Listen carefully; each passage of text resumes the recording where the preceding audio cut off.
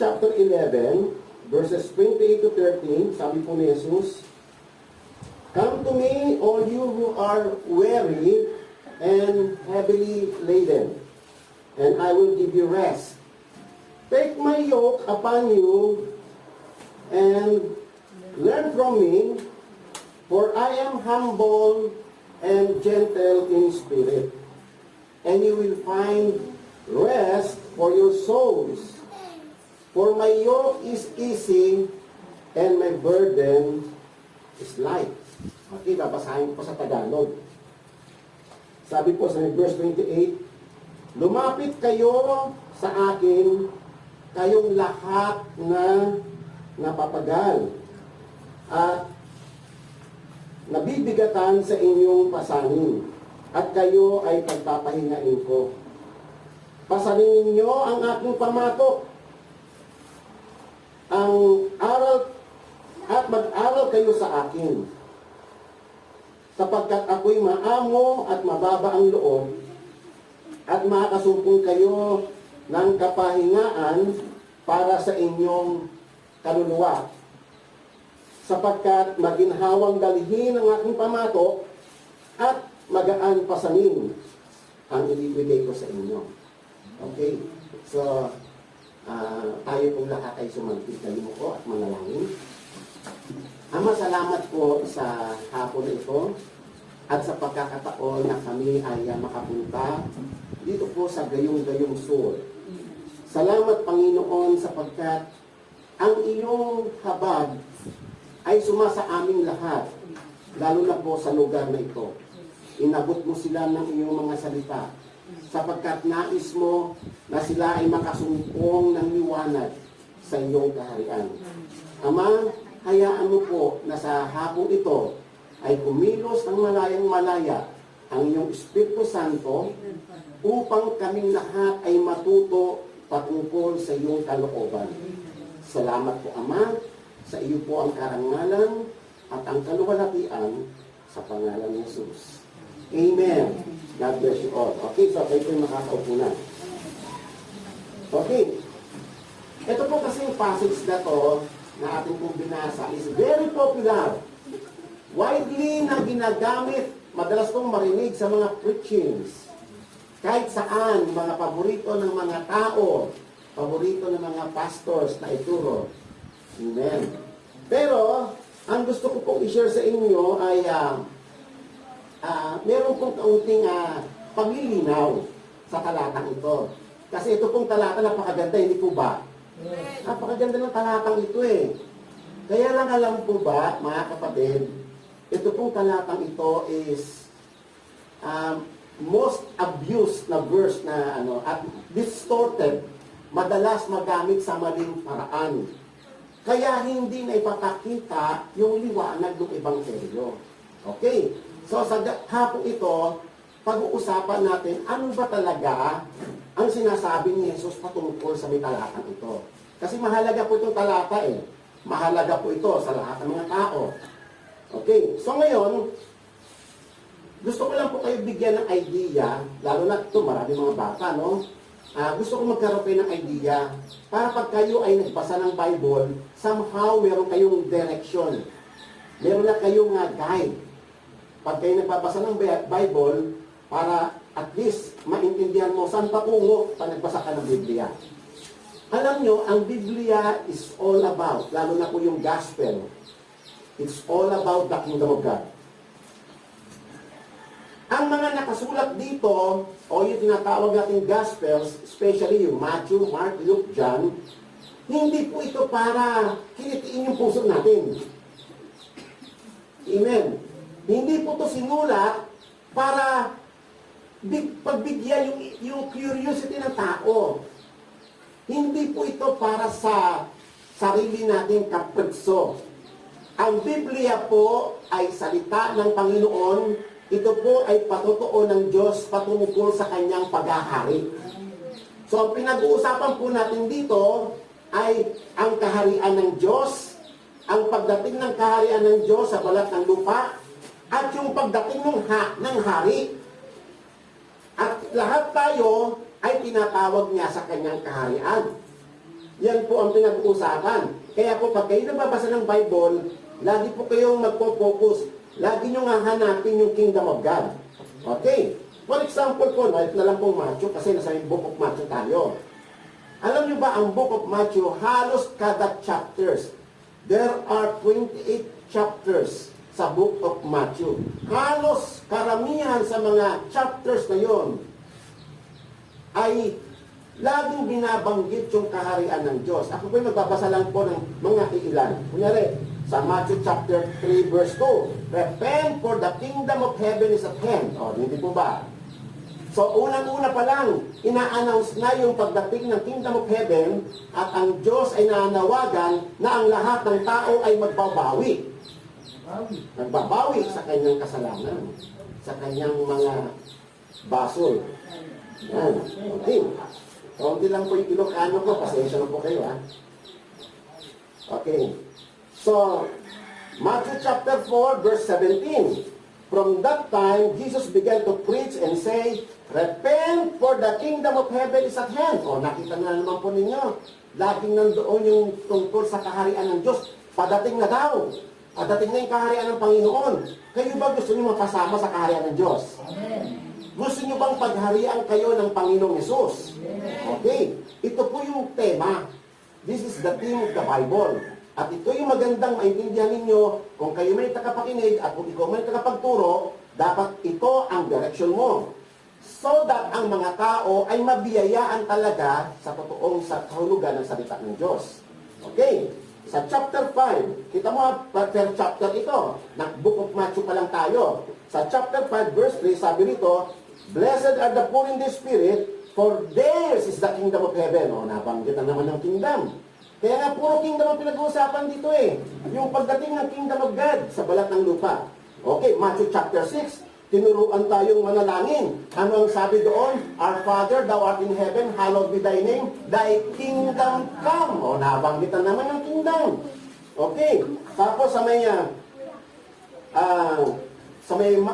Matthew 6:33, seek ye first the kingdom of God and His righteousness, and all these things shall be added unto you. Sa Matthew chapter 7, anong pagkakabanggit doon? Hindi lahat ng tumatawag sa akin, Panginoon, Panginoon, ay papasok sa kaharian ng Diyos, kundi yaon lamang sumusunod at tumatalima sa kalooban ng aking Ama sa langit. O sa chapter 8, nabanggit na naman yung kingdom. Sabi niya rito na Matthew 8:11 and 12, sinasabi ko sa inyo na marami ang makakasalo mula sa from east and west at sila'y makakasalo sa table ng Panginoon.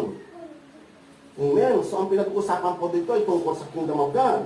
Sa Matthew chapter 9, binanggit na naman na pinoproclaim nila Jesus yung kingdom of God sa lahat ng mga villagers para ngayon. Nandito kami to proclaim to you the kingdom of God. Amen. Amen. At kami na mga pastors, alam niyo ba, ang trabaho namin ay proclaimers of the kingdom of God. Yan po ang trabaho namin. Wala na po kaming ibang business dito sa balatang lupa. Just to proclaim the kingdom of God. Amen po ba? Okay, so sa Matthew chapter 10, inutusan ni Jesus yung kanyang mga alagad. Sabi niya, preach! Sabi niya gano'n. The kingdom of heaven is at hand. I-preach niyo sa mga tao. And then sa Matthew chapter 11 and 12, sinabi po dito, kaya John the Baptist, sabi gano'n na, ang kingdom of heaven daw talaga nga, ipinupush sa mga tao. At maraming tao ang nag-react doon. Okay? So, kita nyo, no, ang main theme ng Bible is all about the kingdom of God. So, itong talata na atin pong babasahin ngayon, yung very popular, Matthew 11, verses 28 to 29, hindi po ito pang personal lang natin.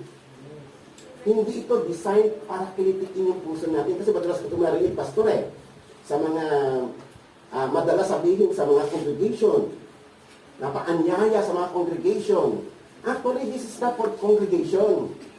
This is for the unbelievers. Amen. Hindi ito para doon na sa mga nasa kingdom na lighan. Ito ay paanyaya doon sa mga tao na wala pa sa kingdom ng Diyos.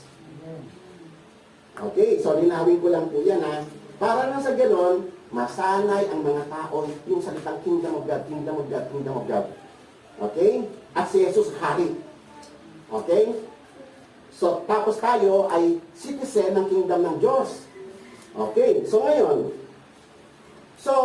kaya nga, sabi nga sa, isa-isahin po natin ito, no? Sabi po rito sa Matthew 11 verse 28, umay kayo kanya, da kayo amin ang nabanlog, ken madagdagsin.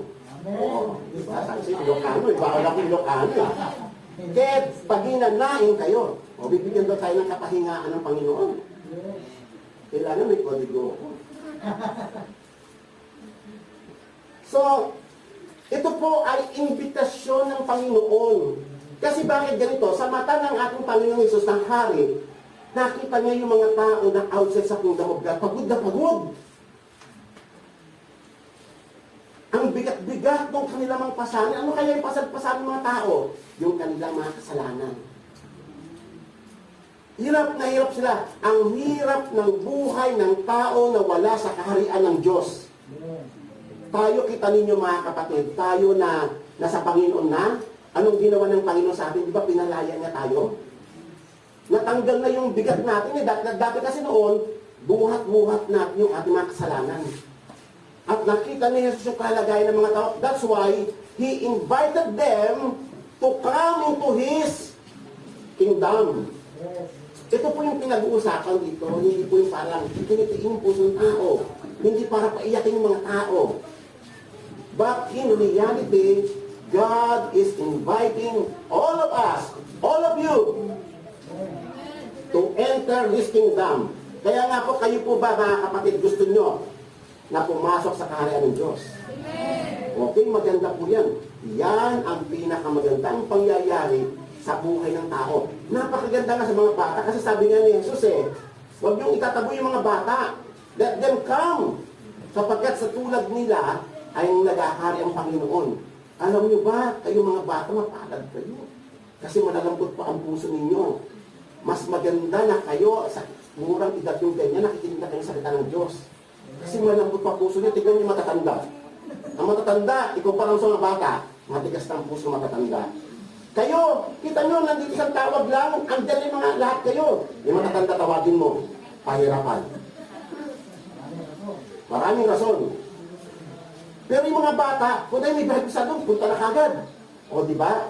Kaya natama yung sabi ng Panginoon sa mga tulad ninyo naghahari ang kaharian ng Diyos. Amen. O, palakpakan natin ang Panginoon. Alam niyo ba kayo mga bata, kasi malambot pa puso nyo, ang sarap taniman ng salita ng Panginoon, fresh na fresh. Wala pang gaanong impluensya dito, hindi tulad ng puso na matatanda. Natamting.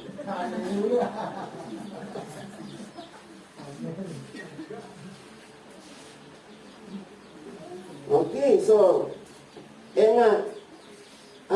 nais ng Panginoon na tayo ay ma-relieve sa ating mga pasalin, sa ating mga kasalanan. Kasi, nung tayo wala pa sa karya ng Panginoon, nabubuhay tayo kanya-kanya. Kanya-kanyang diskarte. Bahala ka sa buhay mo, bahala ka lapa. Oo, iba na yun.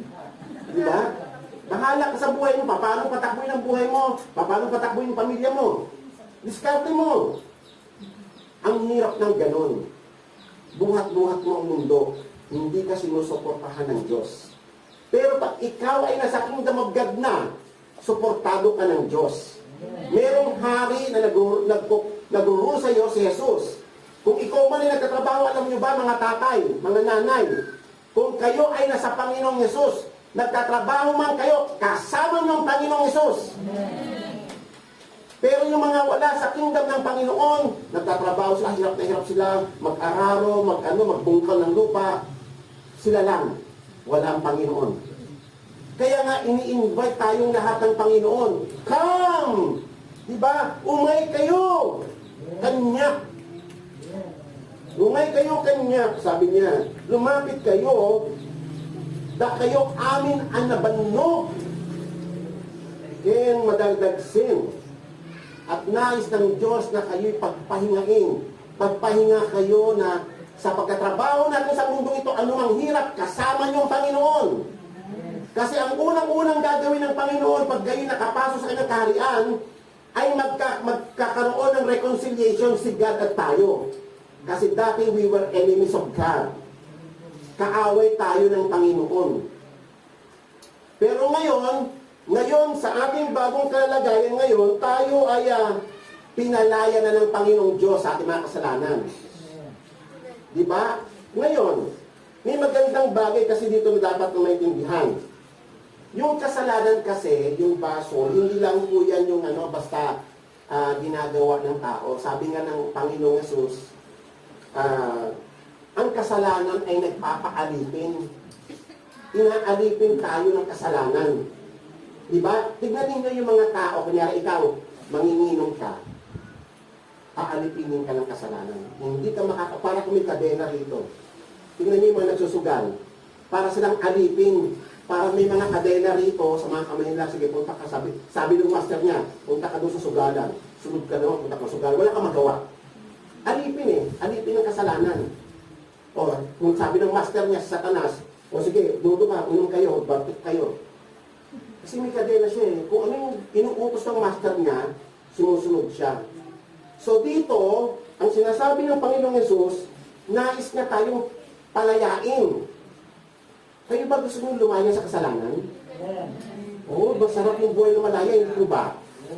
Pinakamagandang bagay yan, yung maging malaya ka. So ngayon, sabi ng Panginoong Yesus, and you shall know the truth, and the truth will set you free. Pag naamuan nyo daw yung kanyang salita ay palalayain kayo sa inyong mga pagkakaalipin. And Jesus answered them, truly, truly, I say to you, everyone who commits sin is slave of sin. O ganun pala yun, Ang bawat daw nagkakasala ay alipin ng kasalanan. Naiintindihan niyo ba yung mga bata? Yung para kang alipin, yung para kami kadenang ganyan. Nakagapos ka. Sunod-sunurang kay Satanas, wala kang magawa. Kasi malupit yung master na isa, si Satanas. Malupit siya. And then sabi niya gano'n, the slave does not remain in the house forever. The son does remain forever. So if the son makes you free, you will be free indeed. Pag ang Panginoong Yesus, pag pinalaya kayo, pag kayo ay pinaunlakan ninyo yung imbitasyon ng Panginoon na pumasok sa kanyang kaharian, ang gagawin ng Panginoong Diyos, papalayain ka niya sa iyong kasalanan, patatawarin niya ang lahat ng iyong kasalanan, at ikaw ay mapapabilang na sa kanyang kaharian. So, yun po yung pinag-uusapan dito. Okay.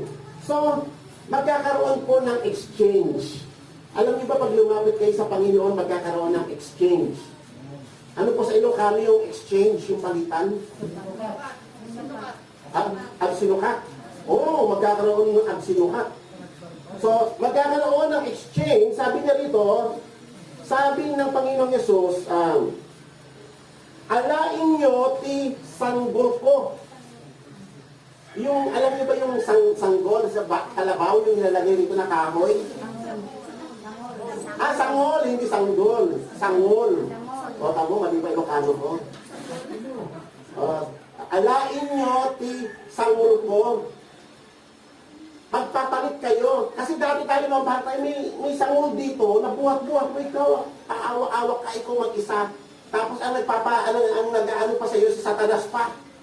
Sunod-sunuran ka, wala ka magawa. Pagod ka ng gano'n, wala ka magawa. Sabi ng Panginoong Yesus, magpalit tayo. Tatanggalin ko yung sangol mo at bibigyan kita ng bago. Ibig sabihin hindi na wala. May bagong ipapalit. Pero this time, si Jesus na ang magbibigay sa iyo ng pamato o yung sangol. Nakakaintindihan tayo. So, merong palitan, merong exchange na mangyayari. Kasi, sabi ni Jesus, for my yoke is easy and my burden is light. Ang ibig pong sabihin na magpapalit tayo ng sangol ay magpapalit ka ng master. Tama? Dati kasi ang master mo na umaalipin sa iyo ay si Satanas. Ang hirap ng buhay pag nasa ilalim ka ng Satanas, hindi po ba? This time, pag lumapit ka kay Jesus sa kanyang kaharian, si Jesus na ang Panginoon mo. Siya na magbibigay sa iyo ng pamato. ng sangon. Siya na, ibig sabihin, siya na yung magdurul sa buhay mo. Siya na yung maghahari sa buhay mo kasi hari si Jesus eh. Eh si Satanas, nagpo-proclaim din siyang hari. Hari-harian lang naman si Satanas eh. Pero ang totoong hari ay si Jesus. Okay. So magkakaroon ng palitan. Diba? Hindi yung, alam nyo pag kayo'y nasa Panginoon, hindi yung para bang malaya kang gawin lahat ang gusto mo. Hindi. Kung hindi ikaw ang gagawin mo na ngayon, yung interest na ng Panginoon mo, si Jesus, siya na yung pagpapatakbo sa buhay mo. Yung po ibig sabihin ng sangon.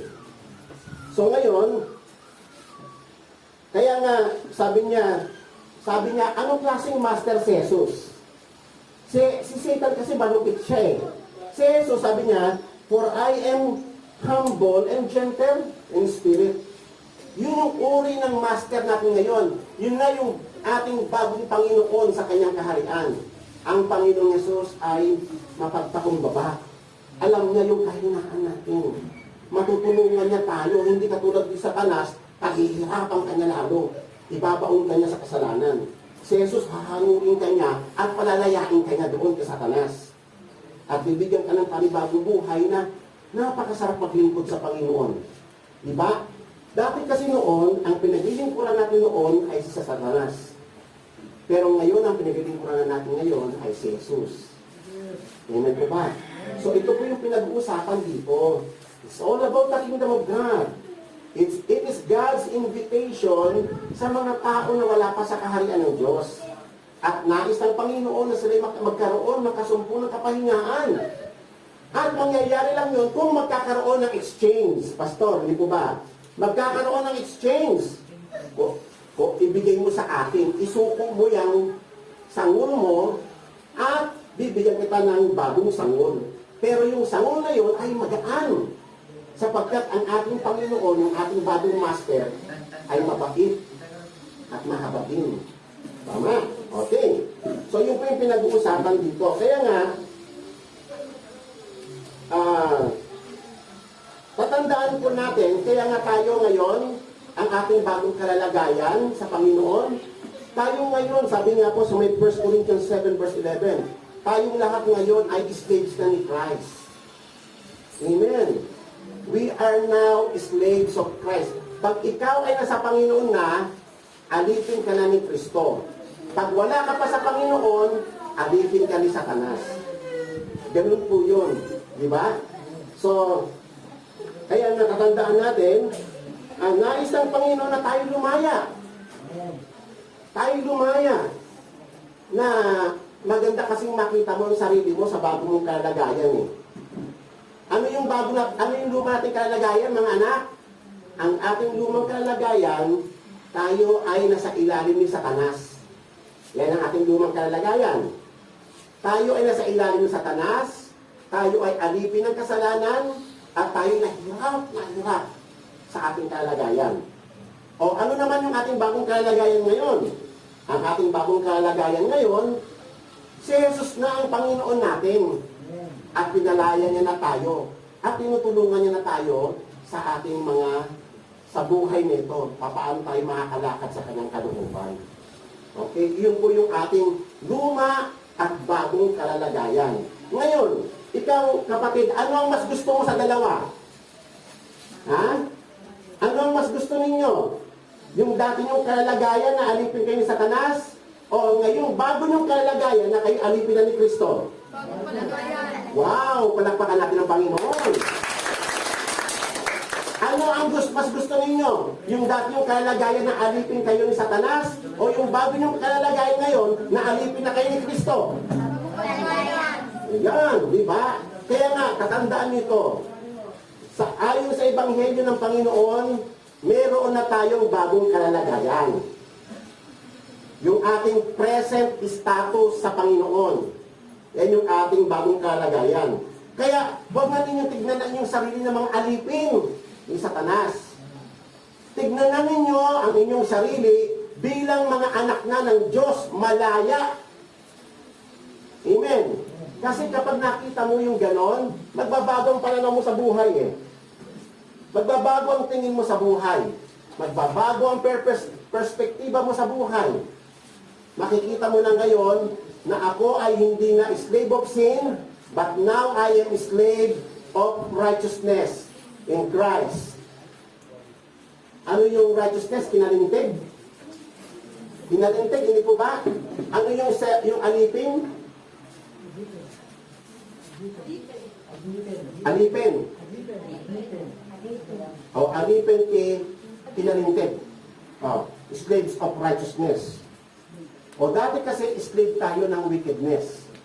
Slave tayo ni Satan. Yun yung dati nating kalagayan. Mahalaga ito mga kapatid para sa inyo. At dito kayo mag-start. Mahirap maglingkod sa Panginoon. Tayong lahat ang niligtas ng Panginoon ay tinawag na maglingkod sa Kanya. Pero hindi kayo makapaglingkod kay God hanggat kayo ay alipin ng kasalanan. Tama? Tama ba? Naawatan. Naawatan. Okay. So, patandaan po natin, kayo ba gusto niyo maglingkod kay Jesus? Ulitin ko ha. Kayo ba gusto niyo maglingkod kay Jesus? Okay. So, anong gagawin natin? Kung gusto mo maglingkod kay Jesus, limutin mo na yung dati mong kalalagayan. Limutin mo na yung dating ikaw. Kasi yung dating ikaw, alipin ka ni Satanas. Amen? Alipin ka ng kadiliman. Pag doon ka tumitingin, hindi ka talaga makapaglingkod kay God. Bakit ko ito sinasabi? Alam niyo ba ako'y matagal ng pastor? Ang dami doon nakita mga Kristiyano na ang struggles pa rin nila, bumibilang na ng taon, inaabot ng 10 taon, 15 years, 20 years, ang issue pa rin sa kanya yung struggle sa kasalanan niya. Hindi siya makapaglingkod-lingkod kay God. Pero pag tinignan mo kasi yung bago mong kalalagay kay Kristo na ikaw malaya na, at si Jesus na ang Panginoon mo, magbabago lahat eh. Hindi na ang focus mo, hindi na yung kasalanan mo. Ang focus mo ngayon ay yung kaharian na ng Panginoon. At magkaiba yan. Alam nyo rito, kailangan kayo ni God sa lugar na ito ng gayong-gayong sur. Amen? Kayo ba gusto ninyo na kasama nyo rito si nanay, kasama nyo si tatay, kasama nyo si ate at si kuya? Gusto nyo yun? Amen. O magpagamit kayo sa Panginoon? Tawagin nyo sila rito. Tama? Tawagin nyo sila rito. Alam nyo ba mga anak, makinig kayo ha? Ang dami ko nang nakita dahil sa mga anak nila, pati mga magulang nila pumunta ng church. Ang daming ganun. Gusto nyo ba? Gusto nyo? O, kayain nyo sila. Sa sunod na paggimong ninyo, kayain nyo sila. Masama ka sa amin doon, mag-aral tayo ng salita ng Diyos. Amen? Alam niyo ba, pwede kayong gamitin ni God kahit ng mga bata kayo? Pwede kayong gamitin ng Panginoong Diyos. Kayo din, ng mga magulang, kayo ba, mga nanay at mga tatay, gusto niyo ba na kasama niyo rito yung mga anak ninyo? Gusto niyo bang kasama yung mga asawa ninyo? Tawagin niyo sila. O yan, sabi niya lang, diyan din kasama niya, asawa niya, yung maganda. Eh, ano kaya kung ang lahat kayo na nandito ngayon, kasama niyo yung mga mahal niyo sa buhay, pati anak niyo kasama niyo rito. Di ba ang ganda? Kasi iyon ang nais ng Diyos. At tandaan ninyo, wala nang ibang business si God dito sa gayong-gayong sur. Iisa lang ang business ng Panginoon. Ano yun? Itatag niya yung kanyang kaharian sa inyong lugar. Gusto niyo ba yun? Amen. O ngayon, sino ang magdadala ng mabuting balita tungkol sa paghahari ng Diyos? Kayo. Kaya wag mo titignan sarili mo kay bata ka, kay matanda ka, hindi. Just invite, sasamahan kayo ng Espiritu Santo. Siya magsasabi sa inyo, siya tutulungan niya kayo. Pag tinawag niyo si tatay niyo, Nay, sama kayo, next week, sama kayo doon sa big church. O pag pag kinasiya ng Espiritu Santo sila. Kasi pag nagsalita ka, yung salita mo, kinakasiya ng Espiritu Santo, may kapangyarihan, hindi ikaw yun. It is the Holy Spirit. Ang trabaho mo lang ay mag-invite, hilain mo sila. Punta tayo doon, tayo maligo ka, magbihis ka. Nay, sama ka doon. Huwag ka muna magtong-it. Amen. Ano ba mas tama? Nandito kayo, nagtotong-it. O, di ba? Mas maganda. So, ngayon, Iyon ang business ng Diyos. Alam niyo ba ang ganda? Pag itong gayong-gayong sur, pag pinagharian na ng Diyos ito, pati ang mga mula sa mga namumuno rito, hanggang sa lahat ng mga tao, pinagharian ng Diyos, pagpapalain ng Diyos ang lugar na ito. Kaya buksan ninyo ang puso nyo sa kaharian ng Diyos. Iniimbitahan kayo ng Panginoon, pumasok kayo. Ayain niyo si Tatay, Nay. Tinatawag tayo ng Panginoon na pumasok tayo sa kanyang kaharian. Ayain mo. Yun ang trabaho nyo. Amen. Mga bata, naniniwala ba kayo doon? Naniniwala, mga bata, I'm talking to you mga bata. Naniniwala ka ba na kapag inaya mo si nanay at si tatay, sasamahan ka ng Espiritu Santo? Naniniwala kayo doon? Totoo yan. Kasi kay God, walang bata, walang matanda. Ang Espiritu Santo ay sumasa ating lahat, magkatrabaho siya. Kayo ng mga tatay at mga nanay, ayain nyo ang inyong mga anak. Ayain nyo sila kumpare, sila kumare. Ayain nyo yung mga kapitbahay ninyo. Sasamahan kayo ng Espiritu ng Diyos. Pag-aya ninyo, may kasama nyo ang kapangyarihan ng Diyos. Hindi lang kayo yung nag-aya. Ginagampanan lang ninyo yung part ninyo. Isipin nyo, no? Sa mata ng Diyos, ang kalagayan ng mga tao sa paligid dito, pagod na pagod mga alipin ng kasalanan. Kayo gusto nyo ba yun? Kayo malaya na sila, alipin pa rin? Anong gagawin nyo? Ha? O di ba gusto, di ba, pag nakakita ka nung nilalatigo, kunyari, may alipin dito, nilalatigo, nakakadena siya. Anong mararamdaman mo? Di ba maawa ka? Gusto mo siyang pakawalan doon sa lumalatigo sa kanya, di ba? Ganyan ang kalalagayan ng mga tao sa paligid dito. Alipin ni Satanas. O anong gagawin mo? Mag-pray ka kay God, Lord, palayain mo yung aming mga kababayan, aming kabaryo dito. Palayain mo sa kasalanan. Tulungan po kami, Panginoon. Mahabag ka sa aming bayan ng gayong-gayong.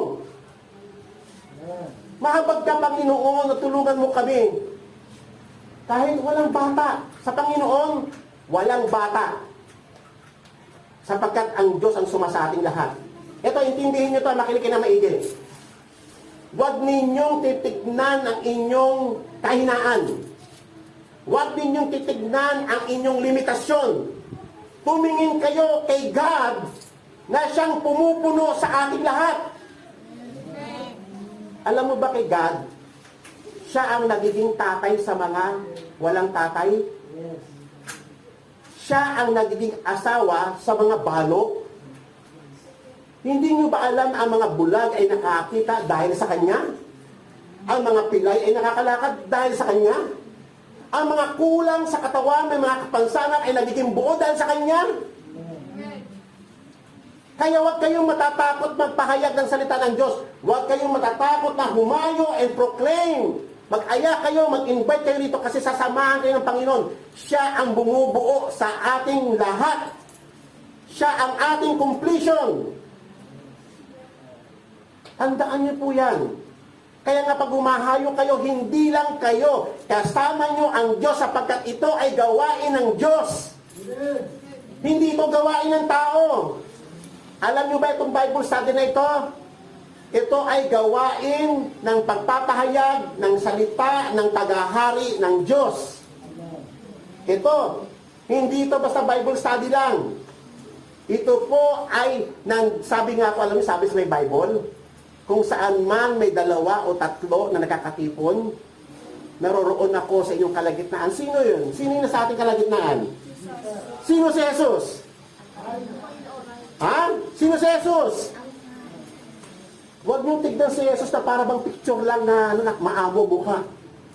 Si Jesus ay hari ng mga hari, Panginoon ng mga Panginoon, at si Jesus, ininyayahan niya ang lahat ng tao dito sa may gayong-gayong sur para makalaya sa kanyang kasalanan at sila'y makapasok sa kanyang kaharian.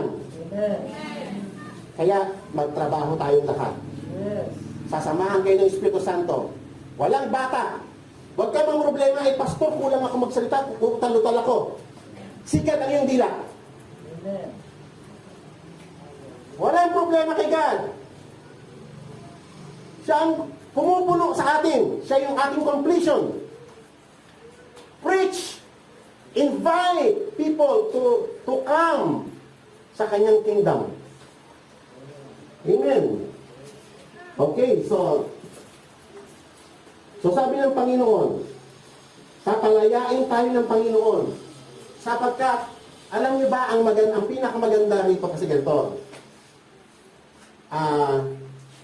Unang-una, ang ganda kasing makita yun na nakikita mo na ngayon ang sarili mo, hindi na yung alipin ng kasalanan, kundi alipin ka na ng katuwiran. Napakagandang tignan na kayo ay makita nyo inyong sarili na hindi na alipin ni Satanas, kundi alipin na ng Panginoong Hesus. Alam niyo ba ang gusto ng Panginoon? Alam niyo pag nag-start na maghari si God dito sa lugar ninyo, ano ang nais ng Panginoon? Di ba sabi ni Jesus, ibigay ninyo sa akin ang inyong lumang sangul. At bibigyan ko rin ng bago. Di ba? Merong exchange And then sabi niya, learn from me. Mag-aral kayo sa akin. Sabi ni Jesus. Amen. Sabi niya rito, alain nyo ti sangul ko, kaya't agsursuro kayo kanya. Mag-aral kayo sa akin, sabi ni Jesus, at tuturuan ko kayo. Ano yung tuturo ni Jesus?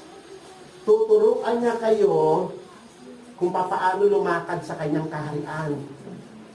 Papaano kayo maging citizen ng kanyang kingdom. Tuturuan niya kayo. Susuruan. Amen? Tuturuan niya kayo na papaano lumakad sa kanyang kaharian. Kasi nais ng Diyos na pagpalain niya kayo Pero hanggat tayo ay namumuhay sa kasalanan, wala yung pagpapala ng Diyos. Kaya nais ng Diyos na tayo maging malaya. Amen? Tayo ay lumaya at tayo ay lumapit sa kanyang kaharian at tayo pabilang sa kanyang kaharian at tayo ay magtrabaho sa kanyang kaharian. Yan, alam niyo ba, kapag kayo, makinig kayo mga bata, mga tatay, pag kayo ay humayo, pag kayo ay nag-invite, alam niyo ba, yan ay mataas na calling ng Diyos. Sapagkat kayo ay nagtatrabaho na para sa kaharian na ng Diyos. You are working for the interest of the kingdom of God. Di ba ang ganda nun? Ang ganda nun kayo ay pinagkaharian ng Panginoong Yesus and you are working for God. O nakita niyo yung mga tao, di ba? Gustong-gusto nila magtrabaho sa munisipyo. Gustong-gusto nila magtrabaho sa Kapitolyo. Gustong-gusto nila magtrabaho doon sa Malacanang. Pero alam niyo ba, pag kayo ay nagtrabaho kay God, mas mataas yun. Kasi servants kayo ng Panginoon. You are serving God and His kingdom. Amen. Kaya nga, dito ako magwawakas. Sa huling salita nito, ang bili ng Panginoon sa atin, sabi niya sa Matthew 28, verse 18 to 20, sabi niya, all authority has given to me in heaven and earth. Go therefore and make disciples of all nations, baptizing them in the name of the Father and the Son and the Holy Spirit. Teaching them, ayan yung sasabi niya kanina, di ba? Yan yung agsursuro kayo kanya. Sabi ng Panginoong Jesus, and teaching them to observe all that I have commanded you, and lo, I am with you always, even to the end of the age. Sasamahan daw kayo ng Diyos. Wow, ang ganda, hindi mo ba? Pag pumunta kayo sa may bahay, tinawag mo si mama, tinawag mo si tatay, tinawag mo si kuya, sabi ni Jesus, sasamahan ka niya kahit bata ka. Amen. Kayo mga nanay, gusto niyo ba yon? Huwag kayo mag-alala. Hindi, pastor, hindi ko alam kung ano gagawin ko. Hindi. Sasamahan ka ng Panginoon Yesus. Tutulungan ka ng Espiritu Santo. Basta tumayo ka lang sa tawag ng Panginoon. Mag-invite ka. Kung ano yung natututunan nyo rito, sabihin nyo sa kanila. Sabihin nyo, ang ganda pala doon sa kaharian ng Panginoon. Ang sarap pala makinig ng salita ng Panginoon. Nagliliwanag ang lahat sa buhay ko. Magpatotoo kayo. Mag-testify kayo tungkol sa Diyos. Amen ba? At alam nyo ba, magbabago lahat dito. Mapapansin nyo, ang dami nagdadalo rito. Pero pag hindi kayo nag-invite, habang panahon kayo lang, at paunti pa kayo ng paunti. Pero pag kayo ay kumilos, nakikita nyo, isang araw, katabi na ninyo si tatay, si nanay, si kuya, si kapitbahay, pati si kapitan. Kasama nyo na rito. Humayo kayo, mag-invite kayo. Preach the gospel. At sabi ni Jesus, ako ay sa inyo hanggang sa huli ng mga panahon. Wow, ang ganda, hindi po ba? Kaya nga, isummarize po natin yung ating pinag-usapan. Itong talatang ito ay invitation ni God sa mga tao na outside pa sa kingdom niya. Iniimbitahan niya na sila ay pumasok sa kanyang kaharian upang sila ay makalaya sa kanilang mga kasalanan. At ang maging Panginoon na nila ngayon, ang susundin na nila ngayon ay si Jesus na napaka-gentle at saka humble in spirit. Amen? Na nakakaunawa sa ating mga kahinaan. Tutulungan niya tayo na makalakad sa daan ng katuwiran. At nang sa ganon, pagpapalain niya kayong lahat. At kayo, magpagamit kay God. Amen? Gusto niyo ba maging instrumento ni God? Okay, tayong lahat ay tumayo. Kayong lahat na gustong magpagamit kay God, taas ang kamay. Okay. Naniniwala ba kayo sa salita ng Panginoon? Amen. Gusto niyo magamit kayo ni God? Amen. Napakagandang panawagan yan sapagkat kayo ay gagamitin nga ng Panginoon. Sasamahan kayo ng Panginoon at pagpapalain kayo ng Panginoon. Kaya sa oras na ito, ay ipikit mo mata mo at nakataas ang iyong kamay, magpe-pray tayo kay God. Sabayan niyo ako sa aking panalangin, sabihin niyo, Diyos na makapangyarihan sa lahat. Diyos na makapangyarihan sa lahat. Ako po'y lumalapit sa iyo. Ako po'y lumalapit sa iyo. At humihingi ng habag mo. At humihingi ng habag mo. Maawa ka po sa akin. Maawa ka po sa Na akin. isang makasalanan. Na isang makasalanan. Nais ko po Nais ko po na tumugon na tumugon sa iyong panawagan sa iyong panawagan na pumasok na pumasok sa iyong kaharian sa iyong kaharian at mapabilang at mapabilang sa iyong mga anak. sa iyong mga anak. Patawarin po ko Patawarin niyo sa po aking mga kasalanan. sa aking mga kasalanan. Palayain mo po ko Patayain mo po sa tanikala ni Satanas at umitan ni Satanas. at pagharian mo ko At pagkariyan mo mula sa araw na ito. mula sa araw na ito. Ama, Ama, itinataas ko rin po sa iyo itinataas ko rin po sa iyo ang aming barangay, ang aming barangay. ang Gayong-Gayong Sur. Gayong-Gayong Sur. Magliwanag ka po Magliwanag ka po sa aming lugar sa aming lugar. at ang iyong ebanghelyo At iyong ebanghelyo ay lumaganap ay lumaganap sa bawat lugar sa bawat ng lugar aming barangay. ng aming barangay. Palayain mo po Palayain mo sa kanikalangan kasalanan sa kanilang kasalanan. ang aming mga kababayan. Ang aming mga kababayan. Magliwanag ka, Panginoon, Magliwanag ka at tulungan po kami na maging kagamit-gamit maging gagamit sa iyong kaharian. sa iyong kaharian. Mahabag ka po sa akin. Habang ka po sa Pagalingin mo po pagalingin mo ang aking mga karamdaman, ang aking mga sakit. ang aking mga Pagpalain mo po po, Ama, pagpalain at pagliwanag ang iyong mukha ang iyong mukha sa amin. sa amin. Thank you, Father God, Thank you, Father for the God, forgiveness of my sin for the forgiveness of our and sins, for the freedom. for the freedom. Salamat, Ama, Salamat, sa iyong Ama, mga salita sa iyong mga sa araw na ito. sa araw na In ito. Jesus' name, In Jesus' name. Amen! Amen. Palakpakan ang Panginoon. Amen. Okay, so mula sa araw na to, ha? Hahayo kayo. Invite them, and the Lord will be with you. Amen. God bless you. Pastor. Palakpakan kayo natin Diyos, tinatid sa palakpak. Amen. Sino ang mag-invite sa linggo? Amen. Yan. Sila. O magdala tayo ng tig-isa natin, kulang na ito. O paano na kung tagdadalawa? Huwag mong problemahin, Pastor. Oo. Lahat ng ma-invite nyo, punta rito. Magkakasya lahat yan. Yes. Oo. Amen. So, maupo muna tayo sa grid. So nagpapasalamat kami, Pastor, sa inyong bisita sa amin. Amen. Sa on behalf of Levenso Christian Church, nagpapasalamat kami ng marami sa inyo. Sana ay madalas na yung bisita. Sino ang masaya na lagi silang pumasyal sa atin? Sino, Pastor? Amen. Amen. So, mapaganda yung napakinggan natin na mensahe kay Punan Jesus. Alain yung tisangol ko na nagsusuro kayo kanya. Sa tisangol ko kahit nalagaan. Amen. So lahat tayo, nung pinagkatiwala na natin ang ating buhay sa Panginoon, sa Kanya na tayo sunan iti na ituray bibiyag tayo. Yan. Yan na yung maghahari. Siya na ang hari sa ating mga buhay. So dahil siya ang hari, siya na ang susundin natin. Amen. Amen? Pupunta tayo sa church, hindi dahil kay pastor, kundi dahil king. Sa ating king, o the kingdom. Amen? Yun. So siya ang dahilan kung bakit tayo naririto every Sunday.